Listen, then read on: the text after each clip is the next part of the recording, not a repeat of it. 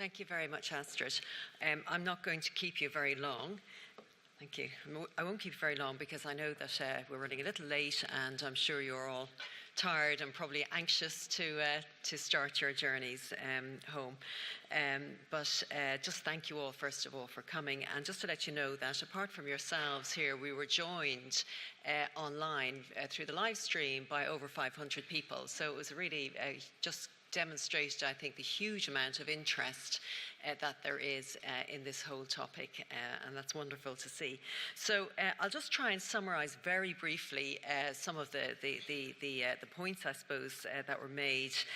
We've heard such fascinating perspectives, I think, from all our keynote speakers about the challenges and the opportunities. We've just heard some of them now in implementing personalised medicine research, and it's been wonderful to hear. But I think it's really been the very practical examples of how personalised medicine research is being implemented that's really actually made an impression on people. And just hearing the feedback from people over the last couple of days and last night over dinner, it was interesting to hear people say that. I think people are very have been very taken with that whole side of things. So I mean, just very briefly, I'm not going to restate them all, but just to remind you what we heard. We heard from the team in Cologne about the implementation of personalised lung cancer care through their network and the really impressive impact that's had on survival rates. We heard about the infrastructure being put in place in Sweden to translate the genetic findings into clinical care, routine care. This morning again we heard from Portugal about the stratifying patients and how that was laying the groundwork for personalised treatment in FH.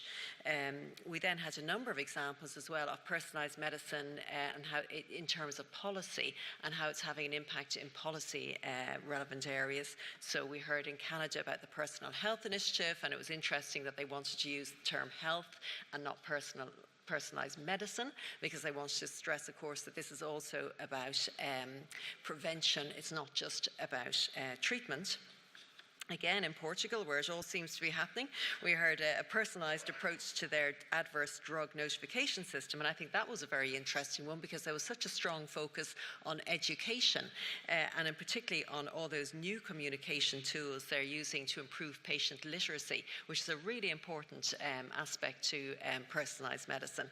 And we also heard, we've had a lot of emphasis and people have made various references, I suppose, over the last few days to the importance of training and training the next generation. And so again this morning we heard about an innovative training programme in Ireland in personalised medicines research as well. So it's wonderful to hear about all of those things that are going on. So I think over the course of the 2 days we've heard some kind of common themes, and we can draw some general conclusions, I think, from all of that. And the first thing, I suppose, really is just the whole importance in this area of collaboration and teamwork. All the successful examples that we heard about, they kind of involved bringing people from different perspectives together, and that seemed to be so important. And I think there was some very powerful sort of learning for all of us in all of that. And I suppose related to that, this sense that everybody in personalised medicine, everybody in those teams, everybody has a part to play. It was interesting actually to hear that there was still some work to do in terms of getting clinicians maybe on board in some places. We heard about the fact that there's maybe still some wasteful and maybe even pointless prescribing going on. But I think one of the things everybody was very impressed with and taken with was the role of patients. And that was quite powerful to hear how patient involvement is very positively influencing the development of personalised medicine. And I think that's a really strong take-home message for us all. And I suppose I was struck by the way that research and implementation of personalised medicine, it's not just a linear process. So it's not just a question of the research driving care. It's also actually care is also having an impact and driving research as well. So it's something of a feedback loop there that I think is really nice to see.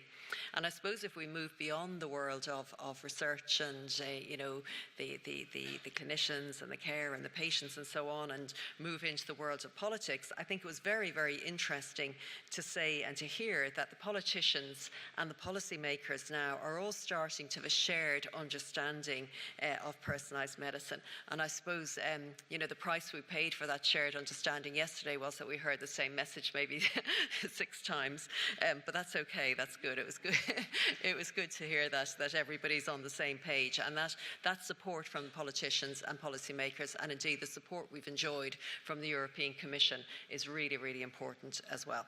So I suppose the overall conclusion is we called our conference Personalised Medicine in Action, and I think our overall conclusion we can say is that personalised medicine is in action. So I hope that you will agree with that. We said yesterday that we wanted everybody to leave today feeling hopeful and inspired, optimistic about the future of personalised medicine research. So I hope we achieved all that, and I hope that the conference lived up to the title. So I suppose I'm going to close and leave it at that, because you're probably all hungry. And I just want to thank, first of all of our speakers. In particular, you made it was a wonderful contribution over the last 2 days, and we really appreciate you coming.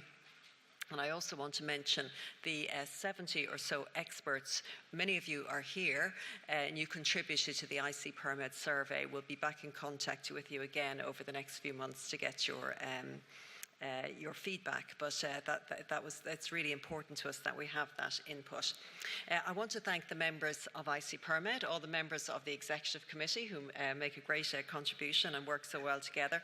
In particular, I want to thank the Vice Chairs and indeed our new Chair, Jan Ingvar over there, and a special thanks to the Secretariat, who as always do wonderful work. I want to thank the team at DLR. I mean, something like this, an event like this, doesn't just happen. There's lots of moving parts to it, and people have to do a load of work behind the scenes over many months. So they've done an absolutely terrific job, and I want to thank them. I'm going to thank you.